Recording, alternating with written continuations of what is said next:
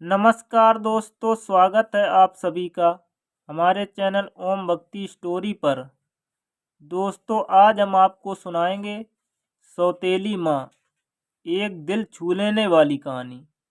अगर आप हमारे चैनल पर नए हैं तो प्लीज़ हमारे वीडियो को लाइक करें, चैनल को सब्सक्राइब करें और शेयर करें। नव्या बचपन से ही बहुत जिद्दी थी। बिन माँ की बच्ची थी, इसलिए सब लोग उसे संभालते थे। दादी की तो लाडली थी। उसके पापा सचिन की दूसरी शादी करने का प्रयास चालू था, पर यह 7 साल की बच्ची कुछ न कुछ करके अपने पापा का रिश्ता जुड़ने नहीं देती थी। उसकी दोनों नानी और दादी उसे समझा समझा कर थक गईं। बेटा, सभी सौतेली माँ बुरी नहीं होती, और हम हैं ना, तुम्हें अगर तकलीफ दी तो हम उस पर चिल्लाएंगे, डांटेंगे। लेकिन उसके मन में बार बार डर आ रहा था कि सौतेली माँ मुझे तकलीफ ना देगी। पापा भी उसकी ही सुनेंगे और उसकी माँ की आखिरी याद, मतलब उसका मंगलसूत्र, वह भी उसे सौतेली माँ को दे देंगे, ऐसे उसे लगता था। सभी को टेंशन हो रहा था कि उसे कैसे समझाएं।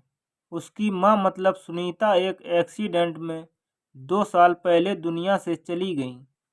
तब से लेकर अब तक उस बच्ची को सभी संभालते थे, पर उसकी यह जिद जरा ज़्यादा ही थी। कैसे बताएं, अभी इसे उसकी दादी ने उनकी ही मौसेरे भाई की लड़की पसंद कर ली थी। उसकी भी शादी होकर तलाक हो गया था और उसे एक लड़का भी था, पर यह बच्ची सुनने को तैयार ही नहीं थी। वह लड़का है, मतलब उससे ही सब प्यार करेंगे, मुझसे नहीं, ऐसा मन में वहम बिठाए वो इस शादी को नहीं होने देगी। ऐसी ही जिद पकड़ कर बैठी थी। उसके जिद के आगे सचिन भी नहीं बोल सका। दोनों दादी और नानी काफ़ी चिंतित हो गईं। बाद में सुनीता की माँ ने समस्या का समाधान निकाला। सुनीता की एक दोस्त माया, जिसकी उम्र हो चुकी थी, इसलिए उसकी शादी तय नहीं हो रही थी। उसके घर जाकर नानी ने सब हकीकत बताई। वह सब सुनने और समझने के बाद भी माया शादी के लिए तैयार हो गई। इस वजह से दोनों नानी और दादी भी काफ़ी खुश हो गए। अब सचिन क्या कहता, इसकी उनको चिंता हो रही थी। खुद सास ही बोल रही थी, इसलिए जमाई तैयार हो गया। लड़की को मिलने के लिए सचिन ने माया से मिलने का तय किया। मुलाकात के दिन सचिन ने माया से कहा कि मैं सिर्फ नव्या के भविष्य के लिए और अपनी माँ की इच्छा के लिए तैयार हुआ हूँ। मेरी तरफ से बाकी कोई भी उम्मीद मत करो।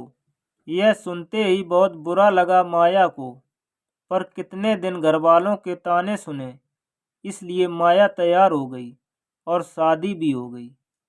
उसके घर की परिस्थितियां इतनी अच्छी नहीं थीं। उस वजह से उसके माँ बाप ने माया को कोई भी जेवर नहीं दिए और नव्या ने अपनी माँ का मंगलसूत्र भी नहीं देने दिया। बाद में सुनीता की माँ ने माया की माँ बनकर सब कुछ किया। नव्या माया को बहुत परेशान करती थी और सौतेली माँ ऐसे ही पुकारा करती। उसे माया थोड़ा सा डांटती या उसे समझाने का प्रयास करती, तब जानबूझकर झूठ मूठ कर रोने लगती थी।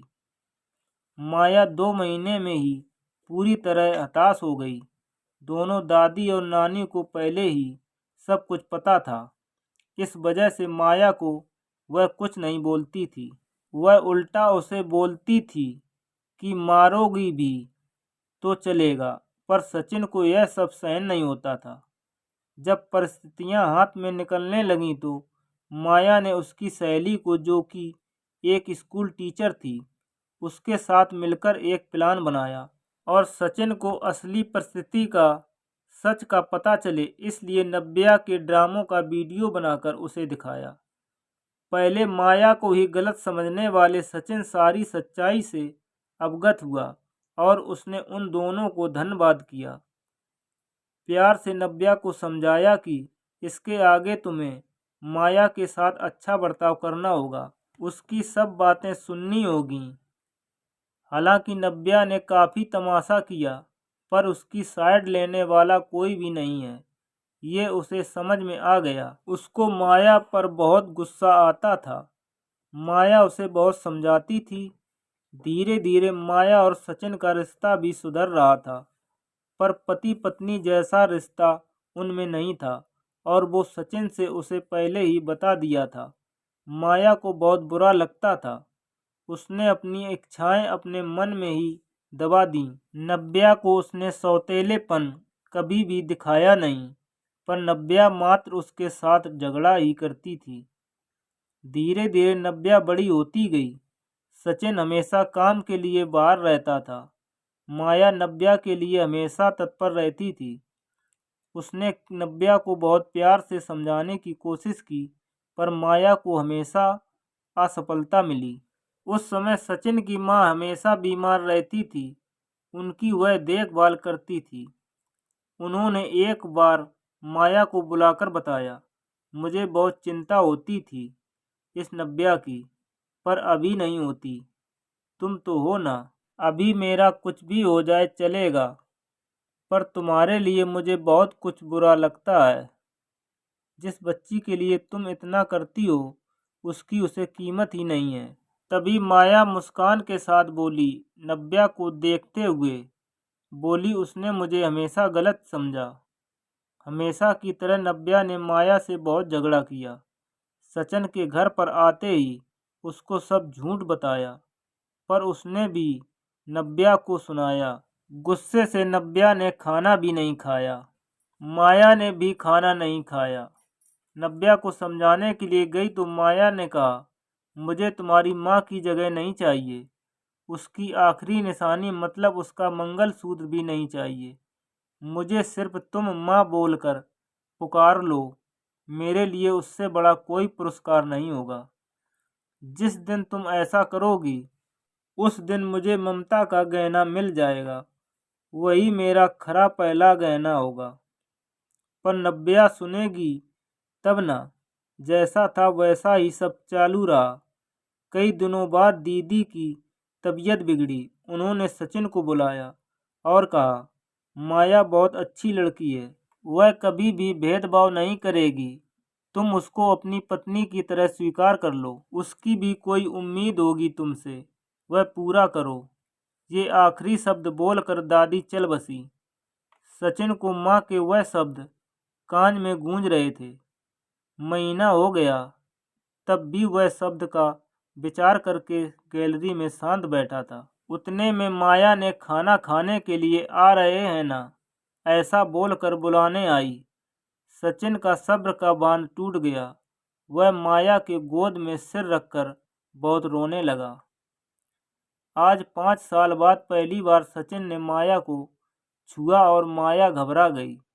उतने में नव्या वहां पर आ गई। इस वजह से वह विषय वहीं पर ही खत्म हो गया। कई दिनों बाद वापस सब नॉर्मल हो गया।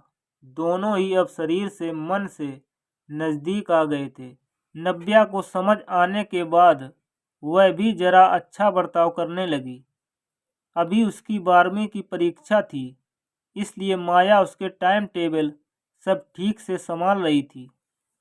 कुल मिलाकर सब अच्छा चल रहा था। ऐसे में उनकी खुशियों को नज़र लग गई। सचिन का भी एक्सीडेंट हो गया और वह गुजर गया। अभी माया और नव्या वह दोनों ही थीं, एक दूसरे के लिए। जो भी सेविंग थी उस पर घर चल रहा था। माया ज़्यादा पढ़ी लिखी नहीं थी, इस वजह से उसे नौकरी मिलने में दिक्कत आ रही थी। छोटी छोटी नौकरी करके वह घर का खर्चा चला रही थी। सचिन की सब सेविंग उसने नव्या के लिए रख दी। अब नव्या को प्यार हो गया था सुशांत नाम के लड़के से। इस वजह से माया ने उनका प्रेम विवाह करने का सोचा। सब लोग अच्छे हैं, नव्या भी खुश रहेगी, ऐसा उसे विश्वास था। पर सुशांत की मां खंडूस थी। सचिन के जाने के बाद उनकी परिस्थिति भी अच्छी नहीं थी। नव्या शादी के बाद ज़्यादा गहने नहीं लाई, इसलिए ससुराल वाले उसे तकलीफ दे रहे थे। उसकी सास की सहेलियां घर पर आई थीं। नई दुल्हन से मिलने, तब नव्या की सौतेली माँ के बारे में बुरा भला बोल रही थीं। सौतेली माँ है ना, इसलिए ऐसा जानबूझकर किया होगा। सब कुछ खुद के लिए रखा होगा और बेटी को लंका की पार्वती बनाकर सिर्फ मंगलसूत्र पहनाकर भेज दिया और हंसने लगी। अभी उसका खुद पर नियंत्रण टूट गया। मेरी माँ की आखिरी याद मतलब यह मंगलसूत्र है, जो मेरी इच्छा थी कि मैं ही इसे पहनूं। यह मंगलसूत्र मेरी माँ का आशीर्वाद का हाथ है और मेरी माया माँ को बुरा भला बोलने का तुम्हें कोई भी हक नहीं है। आज वह है, इसलिए मैं हूँ। उन्होंने मुझे अच्छे संस्कार दिए, अनुशासन, नियम, संयम और बड़ों का सम्मान। यह सब बातें कोई भी उम्मीद न रखते हुए सिखाया। पापा के जाने के बाद भी उन्होंने कमाए हुए एक पैसा भी खुद पर न खर्च करते हुए सब पैसे मुझे दिए। कभी भी सौतेलापन उन्होंने मुझे नहीं दिखाया। मेरे लिए उन्होंने खुद का बच्चा तक नहीं होने दिया। पर मुझ पागल को कभी यह समझ में नहीं आया। उन्होंने मुझे सिर्फ और सिर्फ प्यार किया। मुझसे उन्हें एक ही चीज़ चाहिए थी, जो मैं कभी नहीं दे पाई। सब औरतें एकदम सोच में पड़ गईं कि आखिर वह कौन सी चीज़ चाहिए थी। उन्होंने नव्या से पूछा, उन्हें क्या चाहिए था। सच में बहुत महंगा गहना होगा, इसलिए तो उसने इतना एडजस्ट किया होगा। बातचीत हो रही थी, तब वहाँ माया आई और औरतें खुसुर फुसुर करते हुए कहने लगीं। माया मन में डर गई। नव्या ने ऐसा क्या किया होगा, ऐसा क्या किया होगा जो यह सब औरतें उसे देख रही हैं। तभी नव्या ने माया को गले लगाकर प्यार से माँ बुलाया। दोनों माँ बेटी सब भूलकर एक दूसरे की बाहों में गुम हो गईं। औरतें जब कानाफूसी कर रही थीं कि तभी नव्या बोली, आप सबको वह गहना देखना था ना, यही माँ बुलाकर ममता का गहना उसे चाहिए था। माया को तो रोना आ रहा था। दोनों सचिन और दादी के फोटो के सामने खड़े रहकर उनको हाथ जोड़कर खड़े थे। नव्या ने उनसे माफ़ी मांगी और माँ को कभी खुद से कभी दूर नहीं करूँगी ऐसा वचन दिया। तो दोस्तों, समाज में कई गलत बातें, भावनाएं बनी हुई होती हैं, जो जाने अनजाने बच्चों तक भी पहुंच जाती हैं। हमें बच्चों को और खुद को भी इस बात को समझना होगा कि हर पुरानी बात पूरी तरह या हर किसी के लिए सच या एक समान नहीं होती हैं। किसी एक का सच दूसरे के लिए झूठ हो सकता है। इसलिए किसी भी बात को अपने दिल दिमाग में बिठाने से पहले उसकी सत्यता की कसौटी करना बेहद ज़रूरी हो जाता है। तो दोस्तों, अगर आपको हमारी कहानी पसंद आई हो तो प्लीज़ हमारे वीडियो को लाइक करें, चैनल को सब्सक्राइब करें और कमेंट करें। धन्यवाद।